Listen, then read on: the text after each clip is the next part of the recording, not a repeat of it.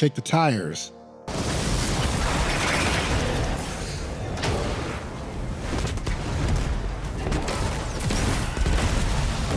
Light the fires. Hello, my lovely monsters. I'm Fasa the Silver Chimera, and I've returned with a high-octane build for the Titan. Unload all of the rockets and leave nothing standing. Let's get to it. Part 1. The weapon.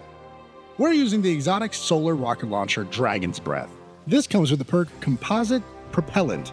Rockets embed themselves in stuck targets and periodically eject incendiary fuel that inflicts scorch. The longer this weapon goes without firing, the more fuel the next rocket contains.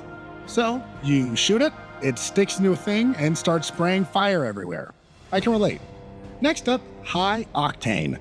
Igniting nearby targets partially replenishes fuel. This weapon refills itself from reserves upon gaining maximum fuel. So, after about 2 ignitions, it'll reload itself, and any type of auto-reload perk is top tier if you ask me. Finally, we have a Catalyst, Pyromancer. This weapon replenishes its fuel faster. Defeating targets with this weapon causes them to periodically drop fire sprites. So, this lets us get to that auto-reload effect faster, and lets us make fire sprites, which give us grenade energy and tie into the build as a whole. And trust me, you're going to be making a lot of them, because Dragon's Breath is really good at killing everything in the room. Part 2. The armor. We're wearing the new chest piece Hazardous Propulsion. This comes with the perk Danger Close. Weapon precision hits or final blows have a chance to load a kinetic Exodus rocket. Activating your class ability fires loaded Exodus rockets. Damaging targets with Exodus rockets temporarily increase the damage you deal with other rockets. So, you shoot shit, use your barricade, fire backpack rockets. If they hit anything, your rocket-based weapons do more damage. I love this thing. It has become a new favorite of mine. It's easy to use, works as a good neutral exotic, and buffs rockets. What's not to love? Part 3. Class and Mods. We're on the Solar subclass this time around. For the melee, Throwing Hammer because it's Throwing Hammer, and for the grenade, Incendiary Grenade for the most scorch stacks possible.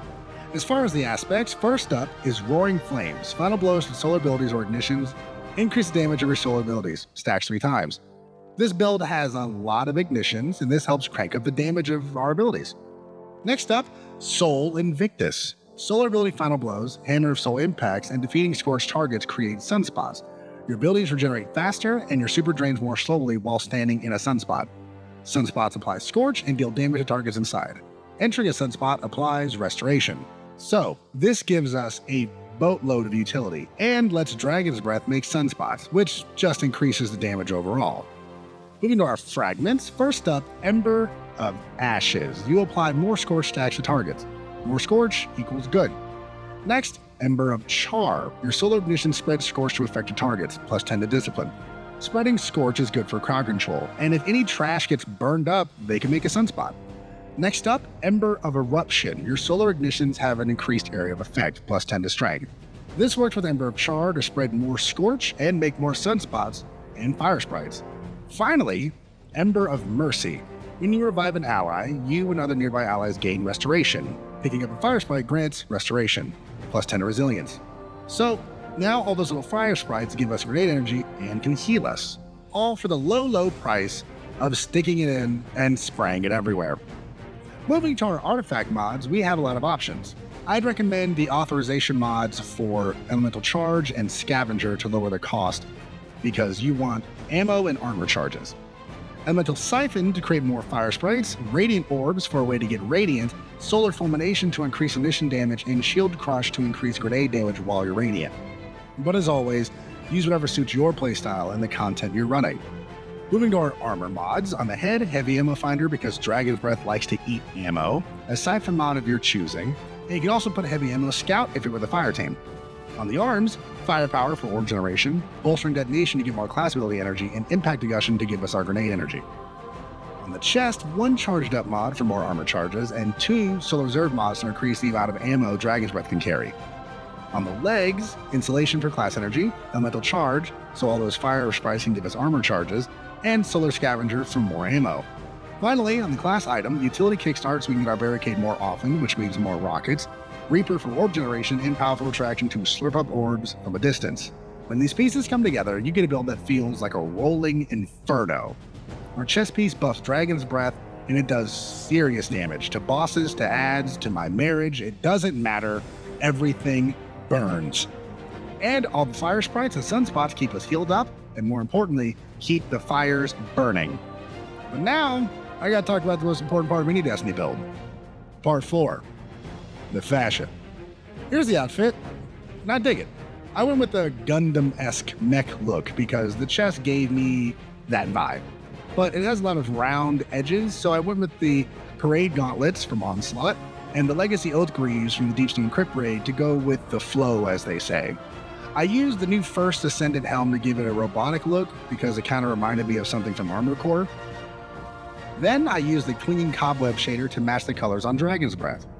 I think the outfit is bold, loud, and powerful. Kind of like the build if you think about it. So henceforth, this build will be known as Hazardous Dragon. Be warned, the flames of the dragon are intense and far-reaching. They consume all they can as they spread without mercy. But you don't need to tell the enemy that, do you?